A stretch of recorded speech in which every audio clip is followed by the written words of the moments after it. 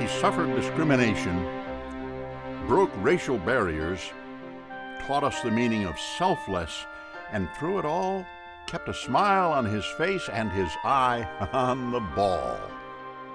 He seemed to encompass the game, all of its history, all of its greatness, all of its tragedies, all of it, and had become a kind of ambassador. Ambassador, legend, pioneer, champion, those words only scratch the surface of John Jordan Buck O'Neil. Buck O'Neil embodied what it means to have hope, what it means to have determination, and really what it means to live out the American dream.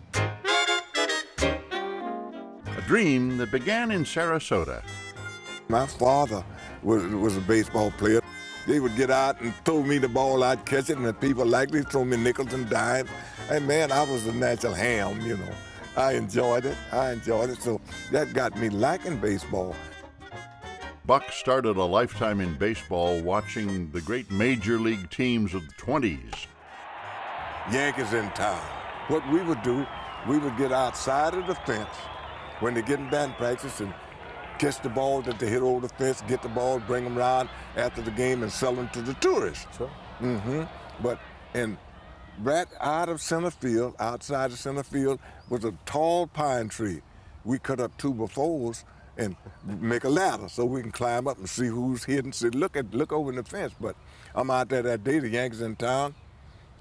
I hear the crack of the bat, and instead of me running for the ball, I went for the ladder. I wanted to see who was hitting that ball. Sure. I hadn't heard that sound before. And I went, here's a barrel chest guy with skinny legs, but the prettiest swing I'd ever seen. That was Babe Ruth hitting that ball. Oh my goodness.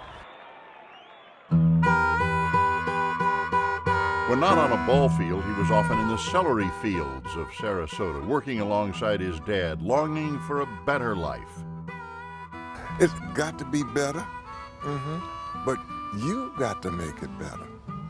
You can't just depend on somebody else to do things for you. You make it better, and it has happened. A diploma would be a start, but only a handful of Florida schools allowed black students. Sarasota High School was not one of them. I'm running around, I'm going to Sarasota High, I'm going to Sarasota High. My grandmother said, sit down, son, I want to talk to you. I said, yes, ma'am. She said, you aren't going to Sarasota High. I said, why, Grandma? Sarasota High is for white kids. I cried. Buck went to another school, got his diploma, went to college, and got a shot at his dream, playing baseball professionally. Oh, man, I've seen outstanding baseball all my life, but I never thought about playing baseball for a living because all the guys I'd seen playing baseball, you know, for a living was white. 1937, the Negro Leagues. Buck in his prime. The slick-fielding first baseman began barnstorming with the best of the Negro League teams, the Kansas City Monarchs. We were the attraction. In our baseball, the Kansas City Monarchs were like the New York Yankees in Major League Baseball. Very tops, very tops. We had the stars, and so to make a living, we showed it to the world. Buck will be quick to tell you they never thought that their league, the Negro Leagues, was inferior.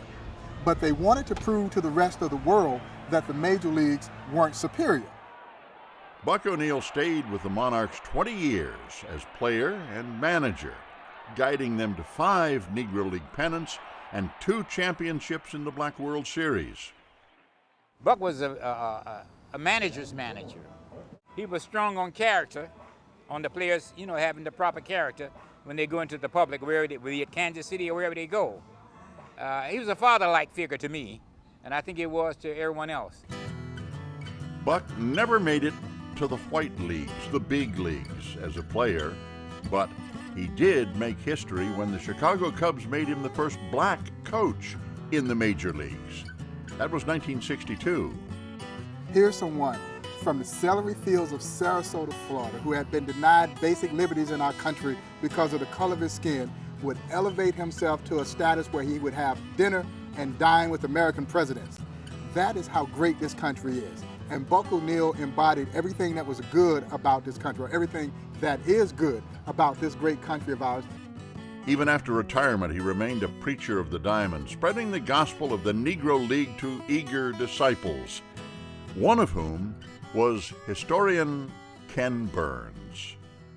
In your film on baseball, I don't think there's any more engaging or charming a person coming through that screen than Buck. Nobody could tell a story better than Buck O'Neil.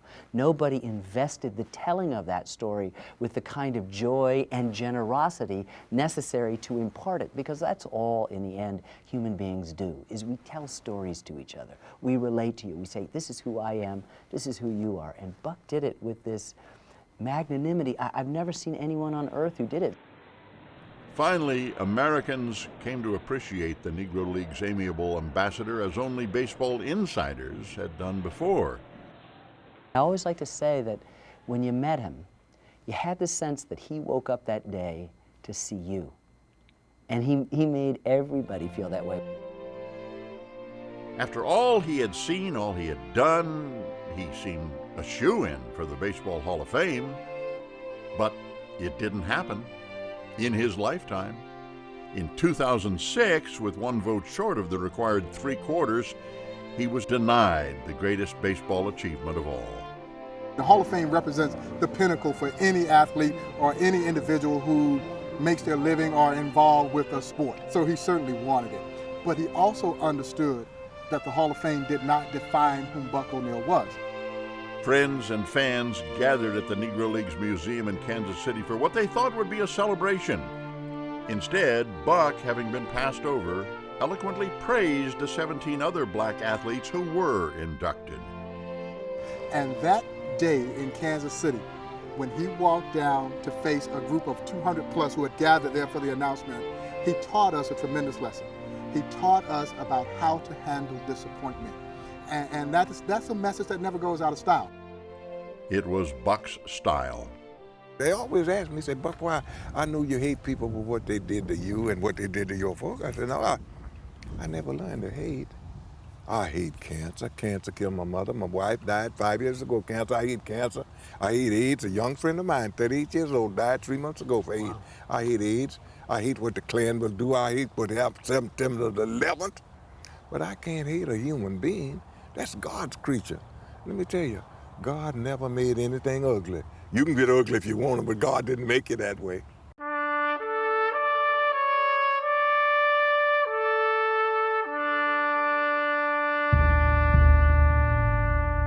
On October 6, 2006, 1 month shy of his 95th birthday, cancer claimed Buck's life too. Buck reminded me every single day that it's always about one. There's no difference between people. He lived that out with a generosity of heart I have never seen before and do not expect to see. A tribute at Sarasota's Ed Smith Stadium honored the Negro League's favorite pitchman, Sarasota's own. Man is supposed to be created in God's image. It's hard to believe today, when we see so much horror around us, that that could be so. But to spend a moment with Buck O'Neil is to know that it is possible. With me, it's just, this is living. This is living. I think you should improve as you go along. You're good now, but you're going to be better. You see to it that you're going to be better.